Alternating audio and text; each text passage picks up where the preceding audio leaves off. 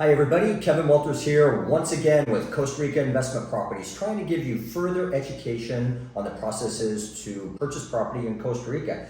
I've had a lot of you guys reaching out to me about property taxes, or do I need a corporation? Do I do it in my name? What is concession land versus title land? So what we're going to do is we're going to actually meet with the people that can give us the answers, and we're going to be meeting with Mariela. Rios, how are you? Thank you. Really good, and you? Yeah, good. So I've got my little cheat sheet here again, like usual, and I've been working with Alliance Attorneys by Mora and Zahner for several years now, pretty much ever since I got here, and that's who we suggest our clients go to. But okay, I'm joking here, but Tom from Colorado is asking, do we need to set up a corporation for our properties here in Costa Rica?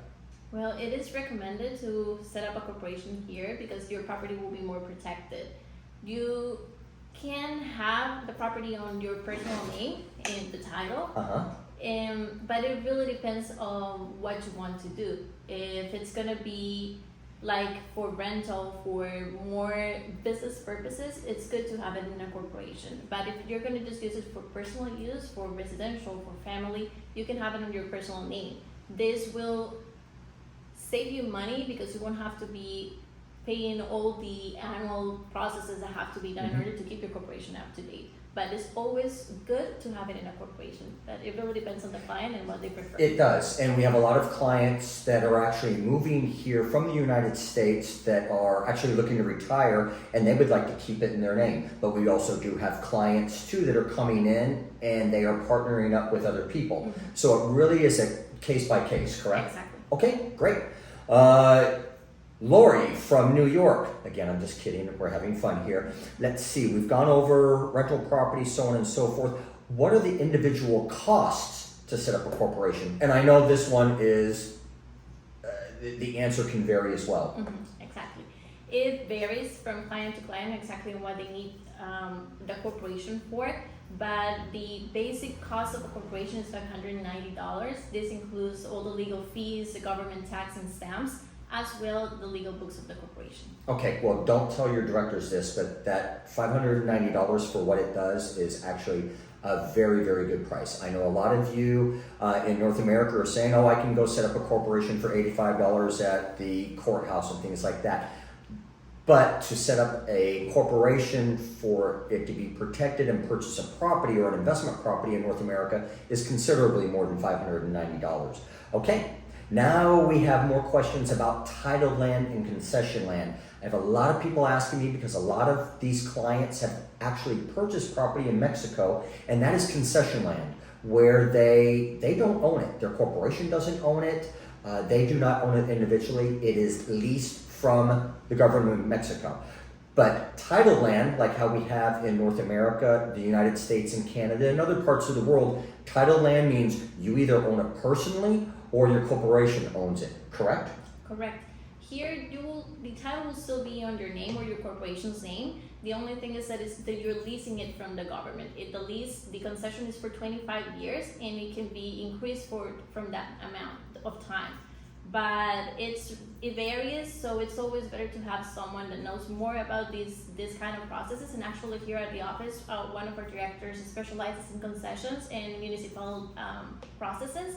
So if you have any questions regarding that, we can direct you to her. That's great. And I don't know exactly what the percentage is of title land versus concession land in Costa Rica, but I'll say there's probably about 10% of the land in Costa Rica that is for sale. Land or either dwellings is titled. And here in Jaco and the close surrounding areas of Jaco, we are titled land. And that's one reason I really suggest to my clients, if they are looking, let's look in titled areas, but we have had success with people purchasing with concession land through one of your directors that gives a lot of advice. Okay, how often do we need to update our corporation and keep it in good standing? Okay, the corporation has to be updated every year. There's processes that are mandatory for all corporations yearly, like the corporate taxes that it has to be paid at the beginning of the year in order for you to keep your corporation up to date. Also, there's another processes, we call it the shareholder registry. It's a new process. It's came into effect since 2019, and this one is done during the month of April of every year.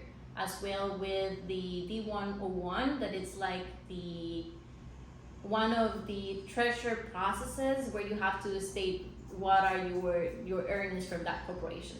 But those are right now the only processes that have to be done yearly. Yeah, and I can attest to this. I usually always get an email maybe 2 months ahead of time. So they've got an automated system that whenever your corporation needs to be updated, you get an email from the offices here and a reminder. And I've actually had several questions before about it. Please explain it to me. My clients are reaching out to me, how does this work? And you've been so helpful with assisting myself or the clients that way as well. Okay,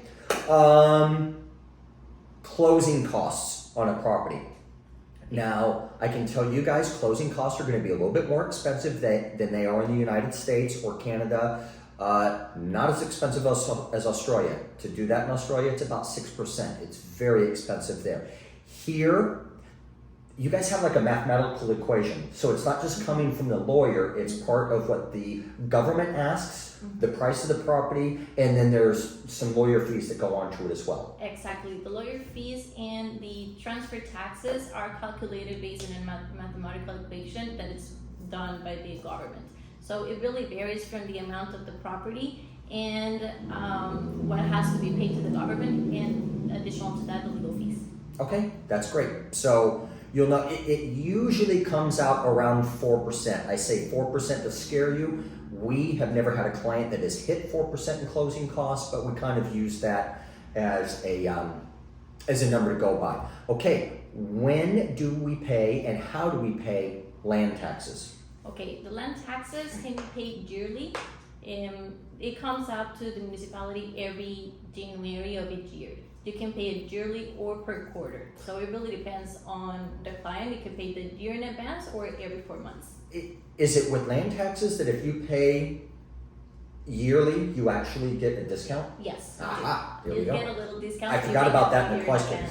Yeah. So what happens now? How do you do it? You go directly to the municipality if you want to do it yourself, or you can pay it at the bank online page, or usually here, especially in Jaco, the municipality has a webpage and you can pay it there with a credit or debit card. And if we're not here, you can help us with that. For sure. Okay. Without any problem.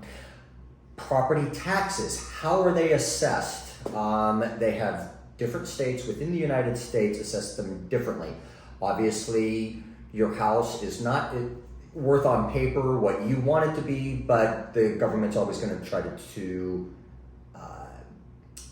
set the land taxes however they choose. How does it happen here? Okay, the property taxes are based on 0.25% of the total value of the property, but it is not based on the purchase value. It's based on the declaration that you make to the municipality regarding the property itself. Okay, so if it's a $100,000 property, not the whole dwelling and everything, it's a $100,000 property, the math that you gave me, that would come to $250 per year. Yes. Yeah. Yeah. So that's just crazy how inexpensive land taxes are here. And do they reassess them every 3 years or is it every year? It's that every 5 years that you have to do the declaration to the municipality. Okay, that's great. I think that's about it for now. If you guys have more questions, please send them to me in the description area below. Please request any information to me directly or to Mariela. Mariela, how do we get a hold of you? You can reach us to my email address. It will be mrios@alliance.cr. Beautiful. And all of my information, Kevin at Costa Rica Investment Properties, everything will be in the description area below to help you out. Easy access to either one of us. I've got one more question for you. You guys are taking on the opportunity for immigration as well, correct? Correct. That's Okay. correct.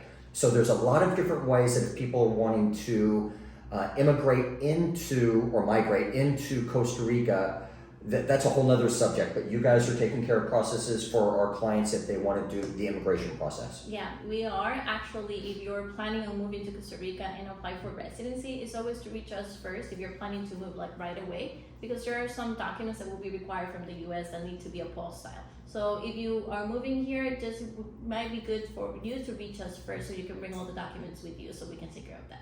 Okay, high five. Thanks so much for everything. And It's a again, pleasure. everything is down in the information or the description area below, and we look forward to helping you out from Costa Rica Investment Properties.